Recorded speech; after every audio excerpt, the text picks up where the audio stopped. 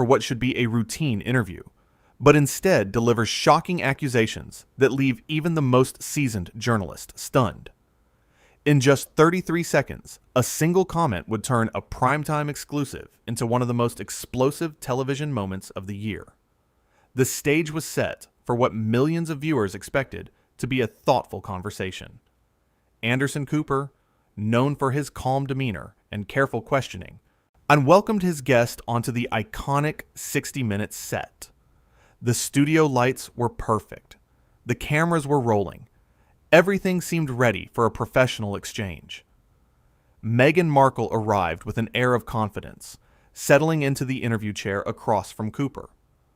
The veteran journalist opened with a warm greeting, hoping to establish rapport before diving into the questions viewers wanted answered. "Thank you for joining us tonight," Cooper began, his voice steady and welcoming. "We're grateful you could take the time to speak with us." Meghan shifted in her seat, offering a tight smile. "Well, I'm here now, aren't I?" The response caught Cooper slightly off guard, but he maintained his composure. He had interviewed countless high-profile figures and knew how to navigate tense moments. He moved forward with his first question. "Let's start with your recent projects," Cooper said, leaning forward slightly. "You've been involved in several initiatives since stepping back from royal duties. Can you tell our viewers what drives your current work?" Meghan's expression changed. Her eyes narrowed just a fraction. "Stepping back? That's an interesting way to phrase it, Anderson. You mean when we were pushed out, don't you?" Cooper remained calm, his years of experience showing. "I'm using the language that was publicly stated at the time, but if you'd like to clarify your perspective, that's exactly why we're here." "My perspective?" Meghan's voice rose slightly. "My perspective is that people like you have been twisting our words from the beginning. You all sit in your comfortable studios and judge situations you know nothing about." The tension in the studio became palpable. Crew members exchanged glances. Cooper, however, did not waver. He had one job: to ask the questions the public wanted answered, and to do so with fairness and professionalism. "I understand this is a sensitive topic," Cooper replied, his tone measured. "But I think our viewers would appreciate hearing about the work you're doing now. Your foundation has announced several partnerships. Could you share more about those?" Meghan waved her hand dismissively. "Of course you'd want to talk about that instead of the real issues. Typical. You people never want to address the actual problems, do you?" "I'm happy to discuss whatever you feel is important," Cooper said, maintaining his professional demeanor. "This is your opportunity to share your story in your own words. What would you like to address?" "What I'd like is for journalists to stop pretending they're objective when everyone knows you all have an agenda," Meghan shot back. "You ask loaded questions and then act innocent when people get upset." Cooper took a slow breath. His patience was remarkable, but this was becoming increasingly difficult. "I can assure you that my only agenda is to have an honest conversation. I've asked about your current projects, which seems like a straightforward topic. But if there's something else on your mind, please share it." Meghan leaned back, crossing her arms. "You want honesty? Fine. I'm tired of people like you acting like you're doing us a favor by giving us airtime. You need us more than we need you. Without people like me, your ratings would be in the toilet." The statement hung in the air. Cooper's expression remained neutral, though there was a brief flash of something in his eyes. Surprise, perhaps, or disbelief. But he pressed on. "I think we can agree that 60 Minutes has been fortunate to feature many compelling guests over its 50-plus year history," Cooper said diplomatically. "And yes, we're grateful when people choose to share their stories here. Now, shall we continue with the interview, or would you prefer to take a moment?" "I don't need a moment," Meghan snapped. "What I need is for you to stop with the condescending tone. 50-plus years of history? Please. Your show is as outdated as the institutions I escaped from." Cooper's jaw tightened, almost imperceptibly. He had remained professional through countless difficult interviews, but this was entering new territory. Still, he tried once more. "I'm sorry you feel that way," he he said, his voice still calm, but with an edge that wasn't there before. Let me try a different approach. You mentioned escaping from institutions. Many people would say that you've benefited tremendously from the platform that those institutions provided. How do you respond to that perspective? Meghan's face flushed. Benefited? Is that what you think? You have no idea what I've been through. None. And for you to sit there with your silver spoon upbringing and lecture me about benefits is absolutely rich. I'm not lecturing anyone, Cooper replied, his patience clearly being tested. I'm asking questions. That's what journalists do. And I have to say, if you're uncomfortable answering questions about your public statements and actions, perhaps an interview wasn't the best form for this conversation. Oh, so now you're questioning whether I should even be here? Meghan's voice grew louder. That's perfect. Absolutely perfect. This is exactly the kind of treatment I've been talking about. You invite someone on your show, and then make them feel like they don't belong. Cooper remained seated, his posture straight, his expression serious, but not angry. That's not at all what I said, and I think you know that. I've tried multiple times to steer this conversation in a productive direction. You've responded to every question with hostility. Hostility? You think I'm being hostile? Meghan laughed, but there was no humor in it. You haven't seen hostile. Try being followed by photographers every day. Try having every word you say twisted and analyzed. Try being criticized for literally everything you do. I understand that public scrutiny is difficult, Cooper said, his voice dropping slightly. But you accepted an invitation to come here tonight. You agreed to this interview. I'm simply trying to do my job, which is to ask you about the topics that you've made public. If that's not something you're prepared to discuss civilly, then we have a problem. Meghan stood up abruptly, her microphone cord pulling tight. A problem? You want to talk about problems? The problem is that people like you think you can summon people like me and expect us to perform for your audience.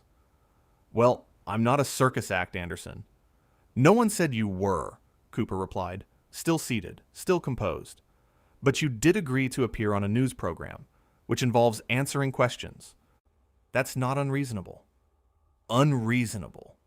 Meghan's voice reached a new pitch. I'll tell you what's unreasonable. It's unreasonable that I have to sit here and justify my existence to someone who has never walked a day in my shoes. It's unreasonable that you get to sit in judgment while pretending to be neutral. Cooper finally stood, his movement deliberate and calm. I haven't judged you once during this interview. I've asked standard questions that any guest would be asked. Your responses have been defensive and accusatory from the start. I've tried to be patient and understanding, but I'm afraid this isn't working. Not working? Meghan gestured wildly. Of course it's not working. Nothing ever works when you're dealing with the media. You all just want to tear people down. You feed off drama and controversy. Well, congratulations. You got it. That's not fair, Cooper said, his voice firm but still controlled. I've conducted thousands of interviews in my career. I've spoken with presidents, activists, survivors of tragedies, and people from every walk of life. I approach each conversation with respect and a genuine desire to understand. But respect goes both ways. You've shown nothing but contempt since you sat down. Meghan pointed at Cooper, her hand shaking slightly. Don't you dare lecture me about respect. You know what's disrespectful. Having my privacy invaded, having my family attacked, having every single decision scrutinized and criticized. That's disrespect. And none of that has anything to do with me, Cooper said quietly. I'm not responsible for what other media outlets have done. I'm not responsible for the paparazzi. I'm responsible for this interview. And right now, this interview is untenable. You're angry at situations I had no part in, and you're taking it out on me. Oh, here we go, Meghan said, her voice dripping with sarcasm. The innocent journalist routine. You're all the same. You're all part of the same system that chews people up and spits them out. Don't pretend you're any different. Cooper shook his head slowly. The disappointment was evident on his face. I'm not pretending anything. But I am drawing a line. I've tried to conduct this interview with professionalism and courtesy. You've responded with attacks and accusations. I don't think we can continue like this." "So that's it?" Meghan laughed bitterly. "You're going to throw me off your precious show? How very predictable. Can't handle someone who actually stands up to you, can you?" "This has nothing to do with standing up to anyone," Cooper said, his voice steady. "This has to do with basic civility. I've interviewed people who have faced far worse circumstances than you, and they've managed to have respectful conversations. This isn't about toughness or courage. It's about being able to communicate like adults." Meghan's face went red. "How dare you compare me to other people? You have no idea what I've dealt with. No idea. And frankly, I don't need to sit here and take this from you or anyone else." "Then perhaps it's best if we end this now," Cooper said, his tone final. "I think it's clear that this interview isn't going to be productive for either of us or for our viewers." "Fine," Meghan snapped, reaching for her microphone to remove it, but she wasn't finished. "You know what your problem is, Anderson? And you think you're better than everyone else. You think because you've been on television for years that you have some kind of authority. Well, you don't. You're just another talking head reading from a script." Cooper stood silent for a moment, letting the words hang in the air. When he spoke, his voice was quiet, but carried weight. "I've never claimed to be better than anyone. I've simply tried to do my job with integrity. But I won't stand here and be insulted for trying to have a professional conversation. I think you should go." "Gladly," Meghan said, yanking the microphone off completely. "This whole thing was a mistake anyway. I should have known better than to expect fairness from someone like you." "Someone like me?" Cooper's eyebrows raised slightly. "What exactly does that mean?" Meghan paused, realizing perhaps she had gone too far. But instead of backing down, she doubled down. "It means exactly what you think it means. You're part of the establishment. You protect the powerful. You're everything that's wrong with mainstream media." Cooper nodded slowly, his expression unreadable. "I see. Well, I can't control what you think of me or my profession, but I can control what happens on this set. And I'm asking you to leave. Now." "You're asking me?" Meghan's voice reached its highest point yet. "You're actually kicking me off the show? This is unbelievable. Wait until people hear about this. Wait until the world knows how you treat your guests." "They're welcome to watch the footage," Cooper said calmly. "I'm confident that anyone who sees this exchange will understand exactly what happened here. You came in with an agenda to be combative, and you succeeded. But that's not what this program is about." Meghan grabbed her bag, her movements sharp and angry. "You're going to regret this, Anderson. You think you're untouchable, but everyone falls eventually. Everyone." Cooper remained standing in place, his posture relaxed despite the tension. "I'm not worried about regrets. I'm confident in how I conducted myself tonight. I wish I could say the same about you." "Of course you'd say that," Meghan shot back, moving toward the edge of the set. "You people always think you're right, always think you're justified, but history will show who was really in the wrong here." "Perhaps it will," Cooper said quietly. "But right now, I'm asking you one final time to leave the set. This interview is over." Meghan stopped at the edge of the studio lights, turning back one more time. "You know what the worst part is? I actually thought you might be different. I thought maybe, just maybe, you'd be fair. But you're just like all the rest. Another disappointment." Cooper's expression softened slightly, but his resolve didn't waver. "I'm sorry you feel that way. I truly am. But fairness doesn't mean agreeing with everything someone says or avoiding difficult questions. It means treating everyone with the same standard of professionalism. And I've done that tonight, even when it wasn't reciprocated." Meghan shook her head, her lips pressed into a thin line. "Keep telling yourself that, Anderson. Keep telling yourself you're the good guy. Maybe one day you'll even believe it." With that, she turned and walked off the set, her heels clicking sharply against the studio floor. The crew stood frozen, unsure of what to do. Cooper remained standing in his spot, watching her leave. He took a deep breath, then turned to the camera. "I apologize to our viewers," he said, his voice back to its normal, measured tone. "That's not how we hoped this evening would go. We invited our guest here tonight, hoping to have a meaningful conversation about important topics. Unfortunately, that wasn't possible. We always strive to create an environment where honest dialogue can happen, but that requires participation from both sides." He paused, choosing his next words carefully. "In all my years of journalism, I've learned that the best interviews happen when both people come to the table with mutual respect and a genuine desire to communicate. When one person arrives with anger and accusations, no amount of patience or professionalism can bridge that gap." Cooper glanced toward where Meghan had exited, then back to the camera. "We prepared thoughtful questions. We wanted to give her a platform to share her perspective. But from the very first moment, it was clear that she had no interest in having a conversation. She wanted a confrontation." He straightened his papers on the desk, a gesture that seemed more about composure than necessity. "Journalism isn't about protecting people from questions they don't like. It's not about providing a platform for one-sided narratives. It's about seeking truth and understanding through dialogue. And dialogue requires two people willing to engage honestly and respectfully." The studio remained quiet except for Cooper's voice. The crew members, veteran professionals all, had witnessed countless interviews, but this was something different. This was a moment that would be discussed and analyzed for days to come.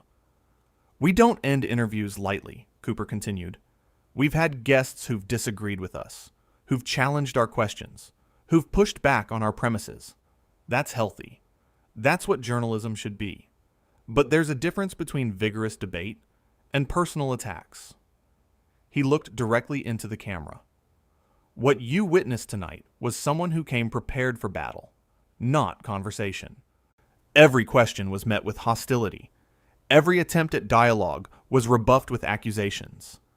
At a certain point, you have to recognize when something isn't working and have the courage to say so." Cooper's expression showed something between disappointment and resolve. "I've interviewed world leaders during times of crisis. I've spoken with people who've survived unimaginable tragedies. And yet, we found ways to have productive conversations because there was mutual respect. Because there was a recognition that communication requires listening as much as speaking." He shifted slightly. "Tonight, we didn't have that. We had someone who seemed determined to be offended, who interpreted every question as an attack, who saw malice where none existed. And when that's the starting point, there's nowhere productive to go." The weight of the moment seemed to settle on Cooper's shoulders, but he didn't slump. He remained upright, professional, composed. "We will continue to invite people from all perspectives onto this program. We will continue to ask difficult questions. But we will also continue to expect a basic level of civility and respect from our guests." He paused. "What happened here tonight is unfortunate. It's not what we wanted. It's not what our viewers deserved. But it's also a reminder that sometimes the most revealing moments in journalism happen when the interview falls apart. Character is revealed not just in what people say, but in how they treat others when things get difficult." Cooper glanced down at his notes, then back up. "We'll return after this break with our scheduled segment. Thank you for your understanding and your continued trust in this program." As the camera pulled away, Cooper remained at the desk, his expression thoughtful. Around him, the crew slowly began to move, resuming their duties, processing what they had just witnessed. So the interview that was supposed to last an hour had ended in less than 15 minutes. In the hallway outside the studio, Meghan was already on her phone, her voice carrying back toward the set. Her words were sharp, her tone defensive, already spinning her version of events. But inside the studio, Cooper simply sat, a veteran journalist who had just witnessed something rare. A guest so consumed by their own narrative that they couldn't see how poorly they were representing themselves. The moment that would define the evening had come and gone in those 33 seconds, when Meghan had declared that Cooper and his show needed her more than she needed them. It was the turning point, the moment when professional courtesy gave way to reality. One of the producers approached Cooper as he sat at the desk. "Are you okay?" she asked quietly. Cooper nodded slowly. "I'm fine, just disappointed. I really hoped we could have a real conversation." "You handled it perfectly," the producer said. "You gave her every opportunity to engage properly." "I don't know," Cooper replied. "But I do know that sometimes you have to recognize when something isn't working and have the integrity to end it. Dragging that out wouldn't have served anyone." The producer nodded. "The viewers will understand. Anyone watching could see what was happening." Cooper stood up, removing his own microphone. "I hope so, because that's not who we are. That's not what this show is about. We're here to inform, to give people a platform to share their truths. But that only works when everyone involved is operating in good faith." He walked off the set slowly, his shoulders straight despite the weight of what had just transpired. Behind him, the crew prepared for the next segment, professionals moving with practiced efficiency. The show would go on. It always did. But this night, this interview, and this moment would be remembered. As Cooper walked back toward the studio, he passed a monitor showing the feed from the set. The cameras were being repositioned for the next segment. Everything was returning to normal. He took a deep breath, squared his shoulders, and stepped back into the lights. The remainder of the broadcast went smoothly, but everyone in the studio knew that none of those segments would be what people talked about the next day. And they would talk about the interview that fell apart. They would talk about the guest who couldn't get out of her own way. They would talk about the journalist who maintained his composure. When the broadcast finally ended, Cooper remained at the desk for a moment longer than usual. He thought about all the interviews that had gone right, all the conversations that had mattered, all the times when asking questions had led to understanding and insight. Tonight had not been one of those times. Tonight had been a reminder that sometimes, despite your best efforts, some people simply aren't ready or willing to have an honest conversation. And when that happens, the most professional thing you can do is acknowledge it and move on. As the studio lights dimmed and the crew packed up their equipment, Cooper finally allowed himself to feel the exhaustion of the evening. It had been draining not because of the difficulty of the questions, sure, but because of the constant battle to maintain professionalism in the face of hostility. He gathered his notes, said goodnight to the crew, and headed for the exit. Tomorrow, there would be analysis and commentary.